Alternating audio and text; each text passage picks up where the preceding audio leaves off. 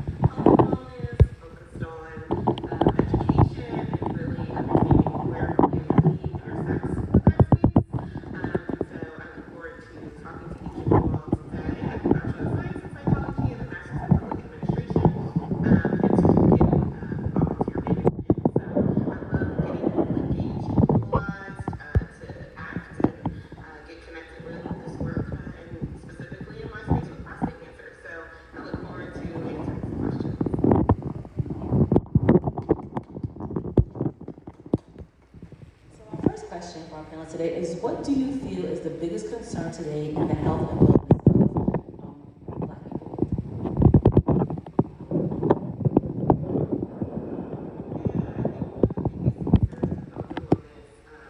for Black people is really understanding where we are today, right? Research and studies and what those things show are so important to understand how we view health and wellness. And I think one of the challenges I find in our community is really the awareness about what we need. It's really about the conversations around what we need. One of the biggest things for me is maternal mortality and how that affects Black women disproportionately in our community, but also, of course, prostate cancer. I don't know if you all know, prostate cancer is the second leading cause of death for men. So this is a major, major challenge in the Black community that needs to be talked about more. 1 in 6 Black men will be diagnosed with prostate cancer, and it's very, very important that we mobilize around that and we start those conversations. And so I think maternal mortality is a big piece, but also prostate cancer for women. Thank you. Yes, and I completely agree with you about awareness. I feel the biggest concern is the percentages for Black and brown people for seeking care for preventable conditions and going for early screenings. We just don't do that. I believe that we're not active enough in our own well-being and wellness and health. I think there's a breakdown in the communication between the mainstream health community and the Black community because of the history of abuse in medical research, the history of disregard for real signs and symptoms of illness. So I think there's a lingering concern about the information that you get. I think there's a skepticism that still remains. So unfortunately, no matter what we're told, oftentimes that advice is not followed completely. And so now we still have the highest rates of death from preventable and treatable diseases. And I also want to add that when faced with a health challenge, we often rank information from our non-medical friends and family the same as we would from our medical professionals. So we get a diagnosis, we get information, then we ask around. And we listen sometimes to what I call medical myths and stories that really are not relevant for where we are today.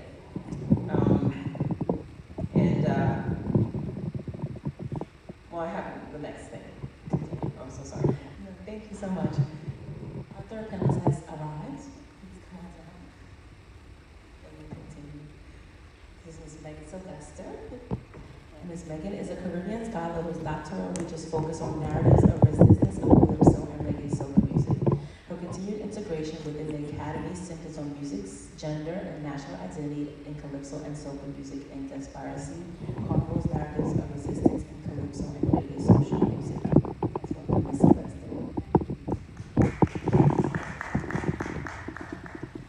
So our first question that I asked the panelists if you want to add to was, what do you feel is the biggest concern today in the health and well-being of Black people? Okay, so from my standpoint, I think that maintenance of the way in which they care for themselves, so basically self-care. One of the things that I think is important is a combination of diet, exercise, and your general well-being, which includes, of course, mental health, but also physical health, because I think that that is very important. And I think that when all of those things are working together in terms of like a synergy, you have a better outlook on life. So there's that positive influence that really comes out when those things are put together. Thank you. Our next question is, what are our biggest and most important health concerns and issues?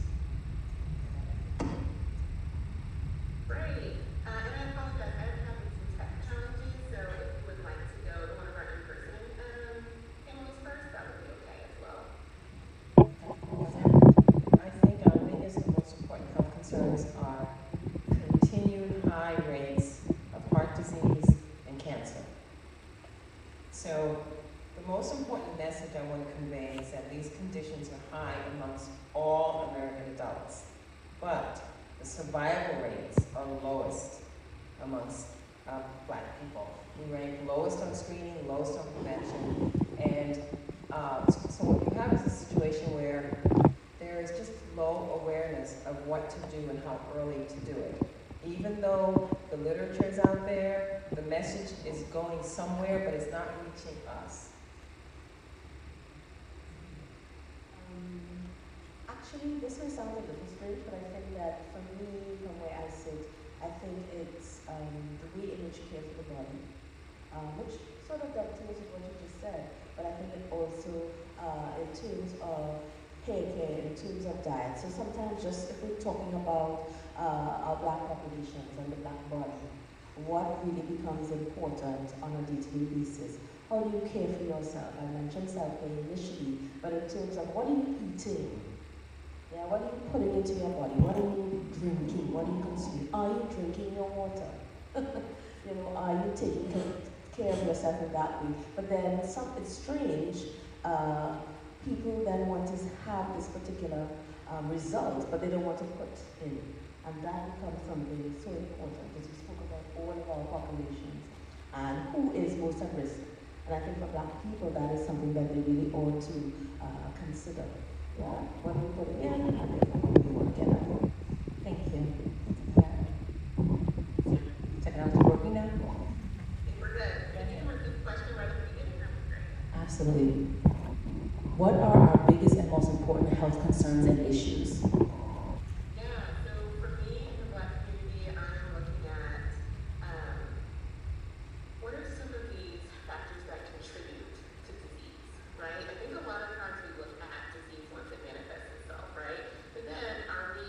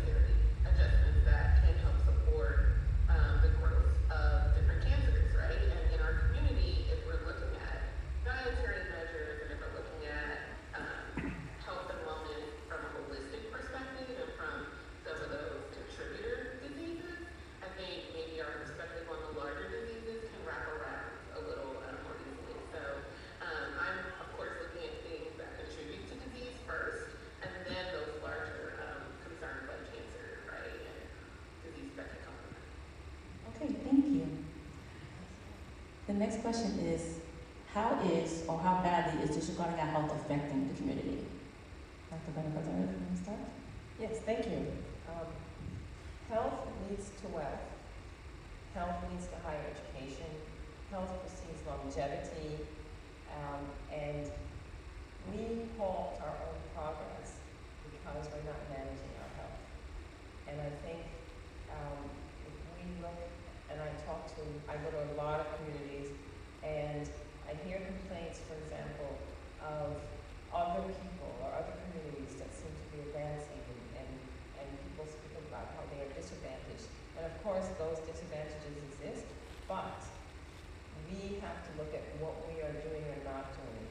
And health is a really primary factor in that. We really are holding ourselves back because we're not moving forward with the information that we're given. And I will give you an example. I used to go to communities and talk about food substitutions. So let's say we're talking about heart disease, and I'm West Indian, from Jamaica, so there are things that maybe we always fried. We always had certain foods that we liked. And so if a medical person says you can't have any of those things, you're very likely to try it for a little bit and then go right back to what you were doing because that's your tradition, that's your comfort, that's what you're gonna have when you go to your relatives. So I worked a while with food substitution, saying, well, maybe don't fry that plantain every day. You know, if you can't eliminate it, bring it down to 1 day a week. You know, if you're going to have certain foods that are high salt, let's see what else we can do to give you the same satisfaction from the food, but with less of the processing or to lower the long-term effects. And I think that message is one that we have to continue because we still fall back on what we know best, and also in different communities, what is most cost effective. You know, I'm never going to tell somebody who is struggling, for example, a single mother with several children and 2 jobs, well, you have to eat organically all the time. It's not going to happen. And my message will just drop off and I won't get any kind of a response. So I have to, as a healthcare provider, I have to look at the people that I'm going to work with and see where they are in time and then take it step by step, but we have to continue. We can't just stop because we only know one way of giving the message. We've got to give the message to the right audience. And I also want to say, that poor health is often not genetic. I'll have people say, oh, that runs in my family. Actually, it's nurtured in your family. So if you eat a certain way, even the way you sleep or what you do you're socially, all of those things are things that are part of nurture, not nature. And if we don't get that message, then the cycle isn't broken of this can stop, rather than, well, everybody has this, everyone's diabetic, everybody's obese. You have to know that the cycle can be broken before you can move forward. Zaneta, would you like to add? Sure. I personally am looking at health in a way, again, that's holistic, right? And so for me, I look a lot at health stigmas as a challenge in our community, especially in the prostate cancer space, right? There are a lot of stigmas around what we talk about, right? What we talk about at the dinner table, what your dad is going to say, what you can say as a Black woman, what you can say as a child, right? To an adult. And so they're all community, and some of them come from justifiably so very difficult paths, right, with the healthcare system. But really looking at health from a lens of knowledge is power, right? And just having that open dialogue, if we can really approach health from a space that says, okay, this is something that we know we talk about, this is something that's welcome, these are stereotypes that we recognize in our community, and how do we approach those culturally, right? And start kind of chipping away at that, right? There aren't any conversations that are off limits. I know for me, in my family, coming to this organization, I have a dad, I have a husband, and I have 2 Black sons. And, I told my dad, I said, I'm going to be working with zero prostate cancer. And he said,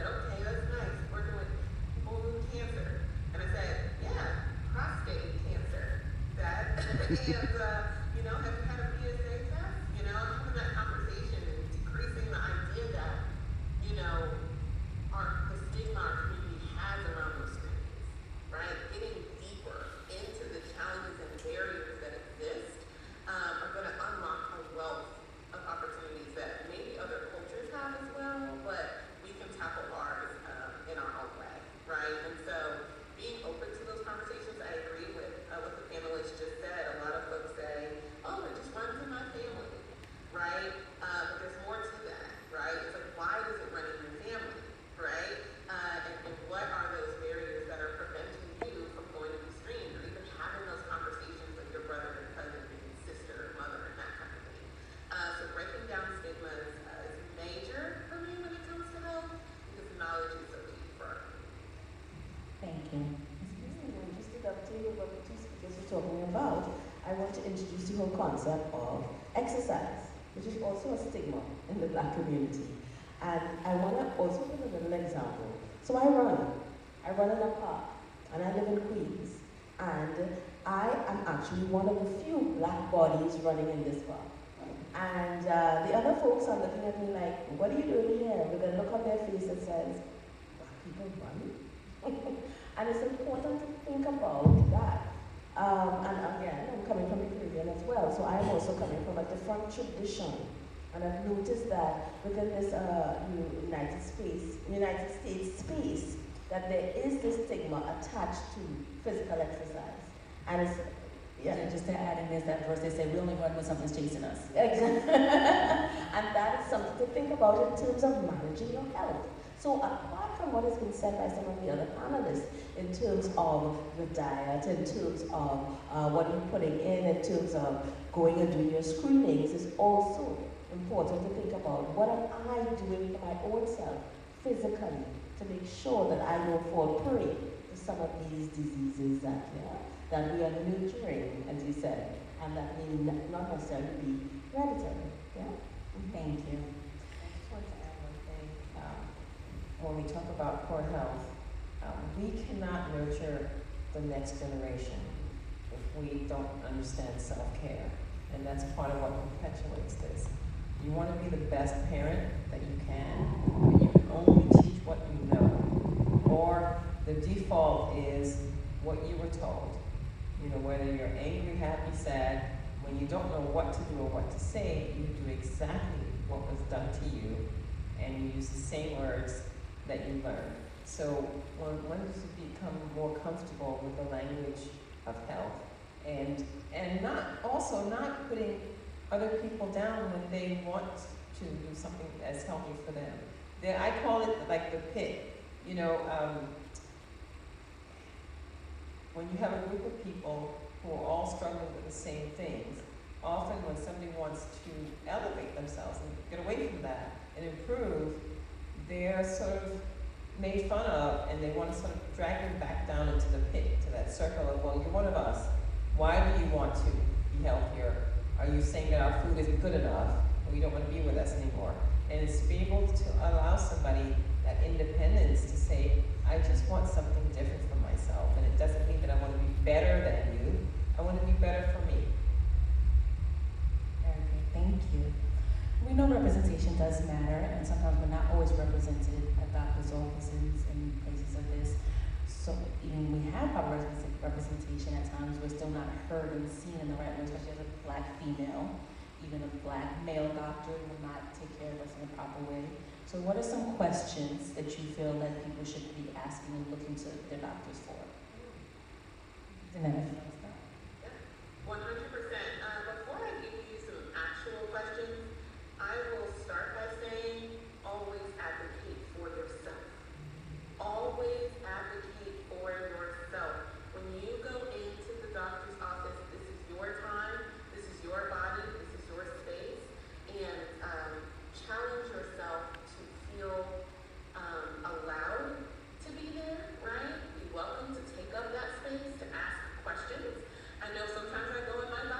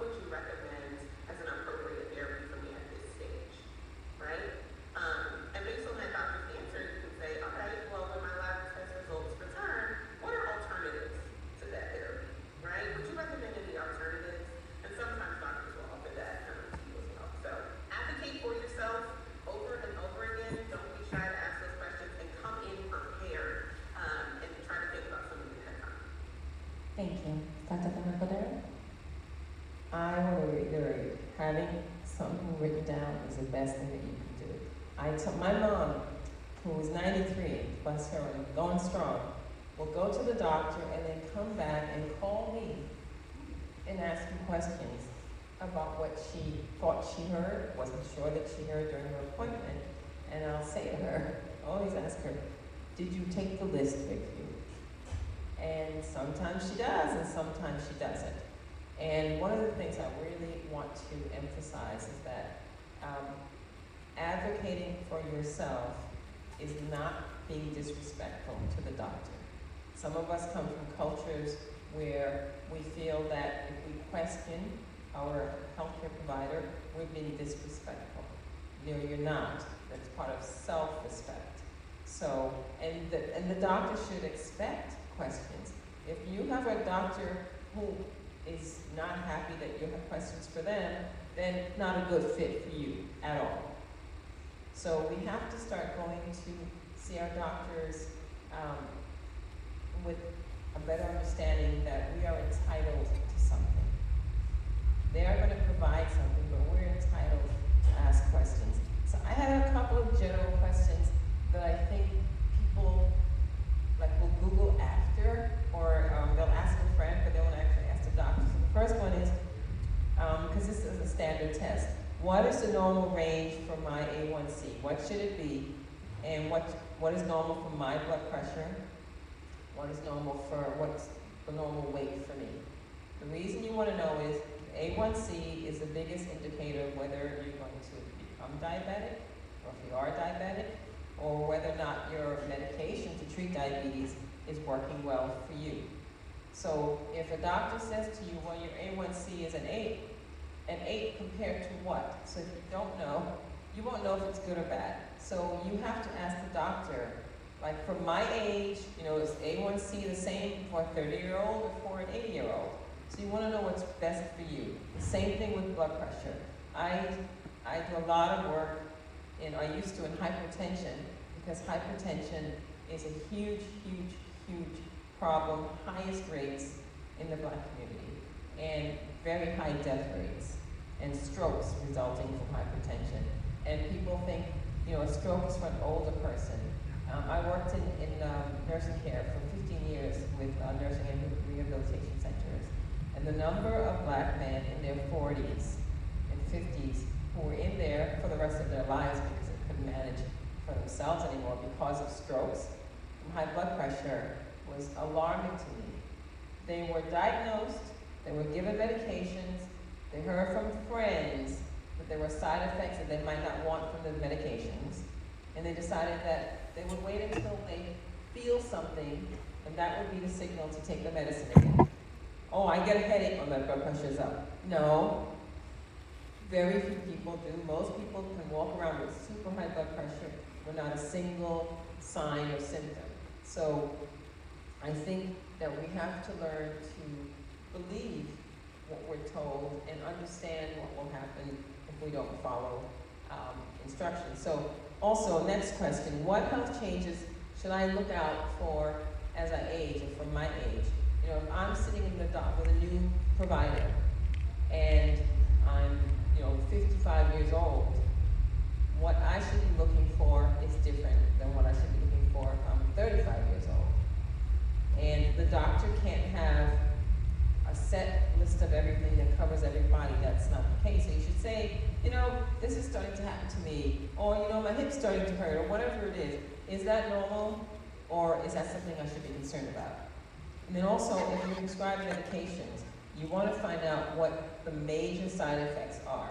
Because these days, the expectation is that you get a piece of paper that's stapled to the pharmacy bag when you get your prescription, and that's got all the information for you. And if you don't ever read that, it's fine print, you may have a side effect that you're not aware of. And then the doctors think, well, you got the information. So you should ask, what should I be looking for early on? Because if you don't feel good from medication, you won't take it. And then you won't find out that whatever you were feeling might pass in a week. So you want to make sure you know about the side effects, and then you want to be able to ask, what happens if I don't take the medicine? I've had Many patients are diagnosed with diabetes.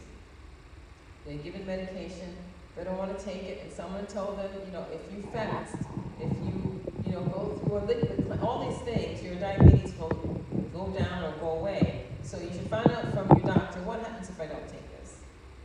And then simple things. Lots of people buy blood pressure monitors, for example, that they keep at home. Ask your doctor how to use it. I've seen people take blood pressure from machines that they don't follow the diagrams, they don't know. And again, hypertension is a big deal for me. So find out what you should be looking for and how often you should do it. So you want to be able to build a relationship with your doctor. You may have 5 minutes, but if you got your list and you've asked questions before, the next time you go, you can really tailor what you want to ask, and your doctor will understand that you're not somebody, not that they should ever ignore anyone, but you're someone who really cares about your own health. Thank you. And just to add to that in terms of these questions, so I've been speaking specifically about the physicality or physical exercise. So 35, 55. What should I be doing at my age, all right? Should I be jogging or should I just walk? Should I go to the gym, all right? Should I be lifting weights? Questions about bone density. What should I really be doing for my age and stage? And of course, my gender. As a woman, right? As a man, what should I really do? And I think those are some of the really pertinent questions that you really need to ask. And again, remove the stigma and the fear from questioning your medical provider, because it is critical that they tell you, right, what is best for you. So that is what I think I want to share, because I have noticed that if you don't ask, sometimes they don't say. They just prescribe medication, or sometimes you just say, are you exercising?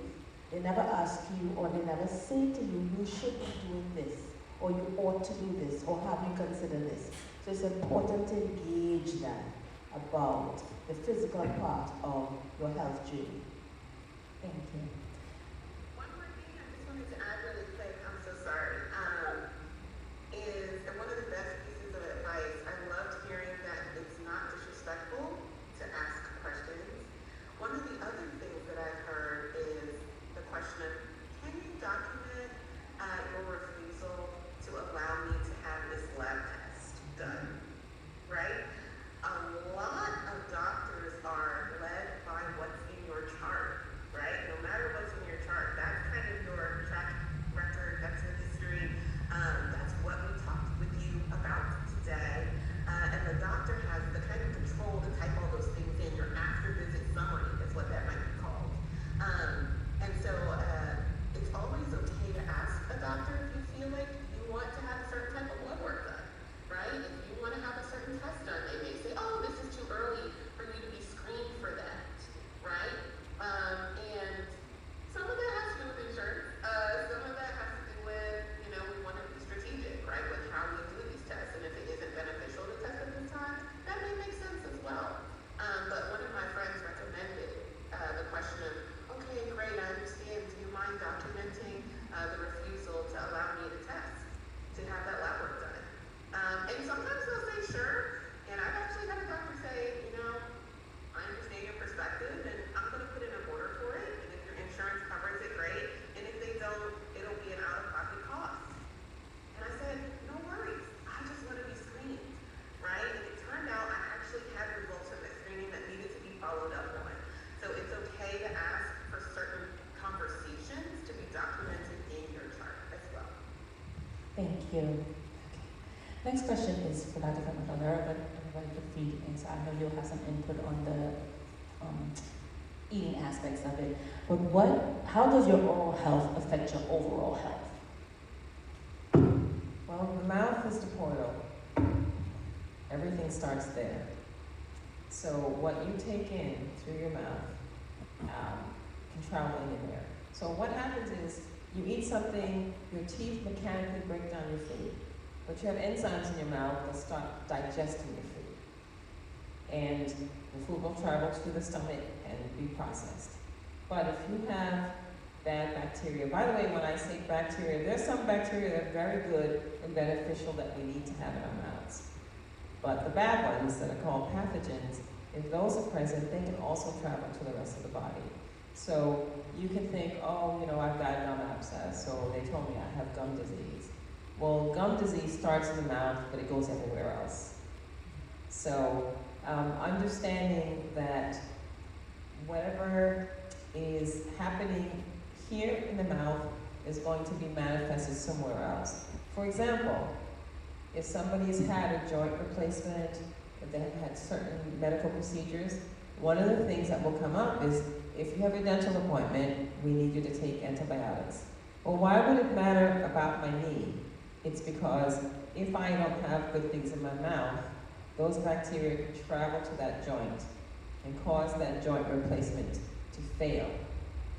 If you have bad bacteria in your mouth and you're a pregnant woman, you can go into preterm labor. If you have bad bacteria in your mouth and you're a diabetic, it will be more difficult for your medications to work. You may need more medication because your values, your numbers of the blood sugar won't be balanced. If you have bad bacteria in the mouth and you have high blood pressure, it can lead to much, much higher risk of having a stroke. So you have to consider two things, just mechanically. The more teeth you lose, the less of that mechanical breakdown of your food that you have, and you have more digestive problems. So that's one aspect of it. But the real important thing is that if something is not working well in the mouth, you can have bacteria that can travel to your brain. I won't tell you horrible stories, but yes, can travel to the brain, can travel to the heart, and cause fatalities or long-term concerns. Thank you. Would you like to add something? And again, what are we eating? What are we drinking? How is that manifesting itself in our outer body or even in our inner body? All right? It becomes important to think about, and this is a bit simplistic, but fruits and vegetables. What is the diet? Are you just consuming a lot of processed foods? All right? What are you actually putting in your body? You want to go to the doctors, you want to get a good report, but then you're saying, I love this food, this is what I like. I want to be able to eat what I want. Why shouldn't I be able to do that? And that's just not wise. It's just not wise. And we have to think about what are we putting in and understanding what we put in is what we're going to get out. So if we want to see a particular result, and we want to hear our doctors say to us that, you know what, you're healthy. Yeah? Your A1C is being managed, your hypertension is being reduced. You are no longer pre-diabetic. That's a good report. But how do we get such a report? We have to do something actively about what we put into our bodies. Yeah. Thank you. Zaneta, did you have anything to add to that question? I can't hear you. Yes. Okay, I think we covered it. Okay, thank you. So our last question, as we did talk about maintenance and prevention and everything of that nature to make sure that that happens, what should your daily routine and maintenance look like to help keep your body, mind, and spirit healthy? Something so From where I sit, I think that movement is key. Stretching is key. A proper diet, right? And of course, we can't leave out the whole concept of mental health. What are you absorbing mentally? What is in your mental space? What are you exposing yourself to? What are you removing yourself from? Because some of these things also have an impact on your mental health. It's not only the stress of the day. What are you watching? Yeah? What are you meditating on? What are you looking at on social media? So I think all of those things contribute to wellness and well-being. because stress is a killer as well. In many different aspects, it affects the body in ways that we're not aware of and we think of. You think it's just, a bad headache, a bad day, but it's just stress honestly killing your internal organs. Ms. Zaneta, do you have an answer for that question? Sure. My answer is going to be focused on sleep, y'all. Go to sleep.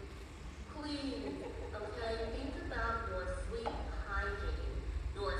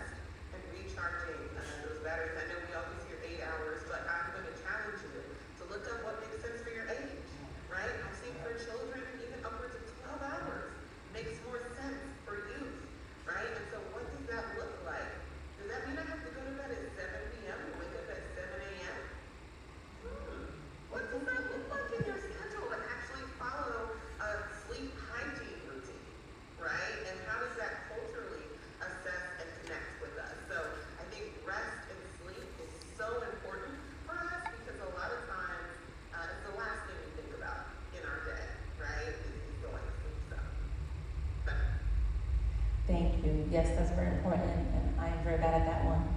So I'm gonna work on getting my sleep patterns together. I do want to add on to what was just said. We could have an entire full day conference on sleep hygiene. I'm telling you, it is one of the highest contributors to so many problems. And I am a victim, or I have undermined myself. It's very, very difficult to get into a good sleep cycle. And your sleep cycles, not even how many hours of sleep you need, but how your body goes to sleep as you get older. That's different.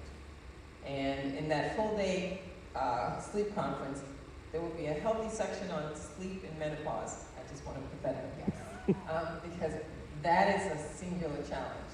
But other than that, I'm talking about oral care. I think we still find at the office that people don't know how much they should brush their teeth. They don't know the purpose of dental floss. If you, again, culturally, if you grew up in a dentist, yeah, you know, if you grew up in a culture where something wasn't used, and yet people survived, then it loses value for you. So if nobody flossed, and some people have teeth and some people don't, the value is lost. So to know that the thing that you want to do, the purpose of brushing, is to mechanically remove the crap from your teeth. Your saliva helps to wash things away, but mechanical removal, and I say it that way because I don't really care what kind of toothpaste you use. And if you don't have toothpaste, you can just wet the toothbrush. The idea is that you've got to mechanically get the garbage off so the bacteria don't have any food. If you leave it there, you're leaving a feast for them. And the purpose of flossing is the fact that if these are my teeth, my brush can do 3 sides, my brush can't get in between. So it's like brushing your teeth and leaving the dirt in between. That's what the dental floss does. So that's very basic, you know, the mechanics of why we need to do it. Wherever we have a wet, dark space in our mouths, bacteria can grow. So that's the entire mouth, just about. So what you've got to do is prevent the sort of the glue that your old food becomes from resting in there and giving them a place to grow. So beyond that, what about what you do professionally? Why do you need to go to the dentist if you brush and floss? That's because as a skilled professional, we can see things and find things that you cannot. And the point of going to the dentist is not to go to fix something that broke or that something that went wrong. It's to go, once again, find out how to prevent something from breaking and how to prevent that cavity from forming. So if you come to us and we see signs, we might say, hey, you know, what is it you're eating? Because in addition to overall health and wellness, your teeth are falling apart. So we will talk to you about why we see what we see. And I had someone this week say to me, a new patient, but I've never had cavities before. How did you find these cavities in my mouth? And this is somebody who's in graduate school, and I said, well, has your diet changed since you left home or on your own? And stuff that you're eating to stay awake at night and all the rest of it. I said, have those things happened? And the answer is yes. So our mouths are not static, they're dynamic. So what you put in is going to have an effect. So you've got to come to the dental professional so that we can take x-rays, because we don't have x-ray vision and you don't have x-ray vision. So we can give you a sense of what we see and we can give you the best care. And always remember, when you go to the dentist, our job is to use our professional skill to analyze, to diagnose, and then to share the information with you and hopefully to educate you. Your job is to decide whether you want to do what we recommend. I can't go home with you. I can't make you have a filling. I can't make you do anything. But my hope is that I'll give you the information and the tools for you to make a decision that you want to do that for yourself. Thank you. That's all the questions we have. Thank you, Ellis. Do we have any questions from the audience? I just want to say that I'm a pharmacist. I've been practicing since 2013. I graduated just a few stops away at LIU Brooklyn. And in my practice, it's not just limited to, African Americans and whatnot. It's with everybody, and I'm seeing a lot of that. And I think we need, as healthcare professionals, and even with the public, we need to work together to actually overcome these obstacles and improve accessibility. And I think it's just so complex because there's also a financial component as well, unfortunately. So because of that, and also the lack of accessibility, I feel that they're not getting what they need to do. And of course, there's another part. There's a culture, and there's also, a lot of people need motivation, need a lot of help, like myself included. I did not do well with the sleep part as a pharmacist, as someone who went to college. All right, so a lot of times we need to help one another and not only advocate for ourselves, but advocate others as well so they can advocate themselves. Thank you. Anyone else have any questions or comments? Okay, thank you all. We have final comments from our guests. Ms. Zaneta, start with you.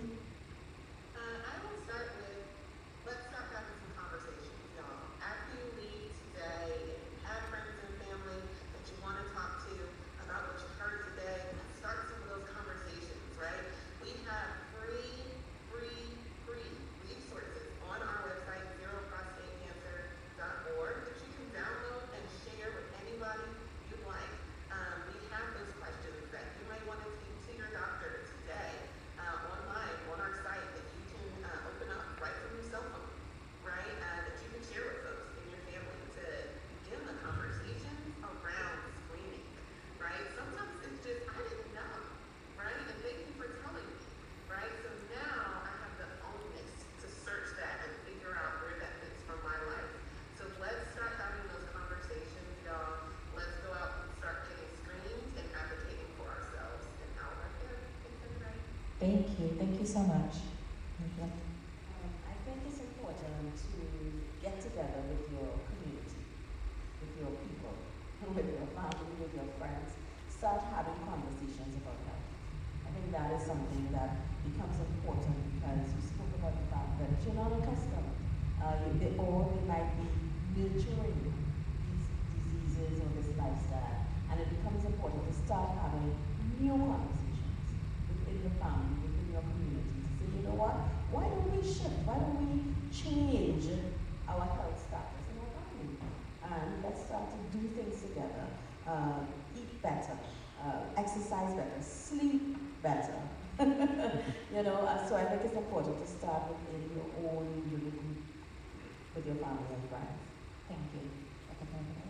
First, I want to respond to our pharmacist. Thank you. One of the things I struggle with in health in general is that it's so compartmentalized. Pharmacists don't know what podiatrists are doing. Podiatrists don't know what dentists are doing. But we're all treating the same people. And I think that whenever possible, anything we can do at a grassroots level is what's going to be necessary. Because if you go on federal websites, there's a ton of information on every disease, everything, but it's not getting down to where it needs to go.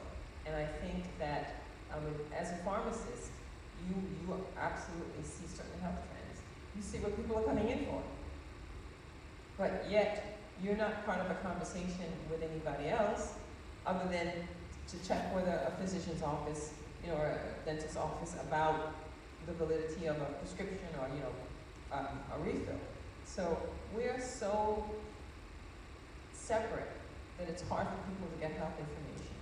And I know as a dentist, I've been fortunate, I think, in my networking with physicians who treat the same patients. But I think we have a very large country.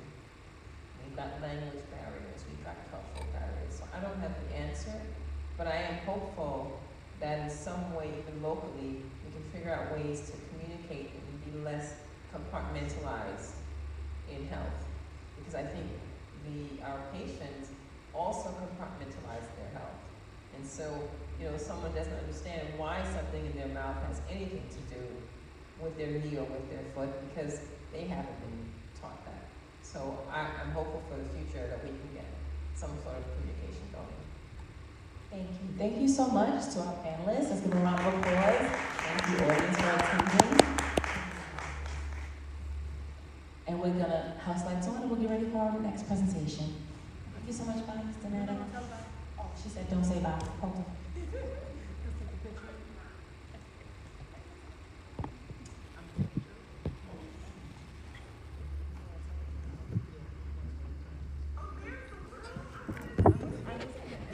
I'm so sorry. Where do you go? Here's the people. Oh, you want to take, what do you want us to start?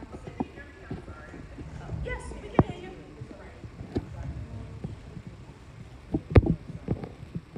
Yeah. Yeah. You want to tell them to? The lights over here? You want to tell them to the lights?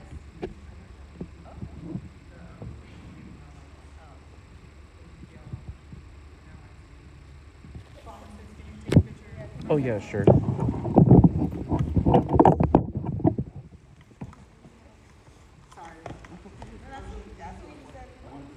I would want to get a picture with my phone as well.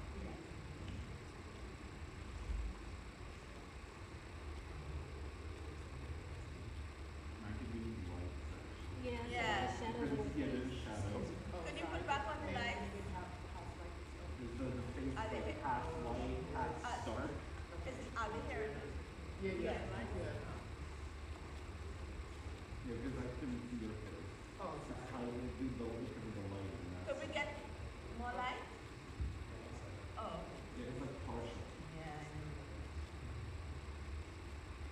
Because if I were to If I step backwards, is that? oh, they have me Thank you. perfect. Okay. 1, 2, 3. Stay there because I need to have it home. You check the phone. Thank you so much. Once we get the sign, okay? Good.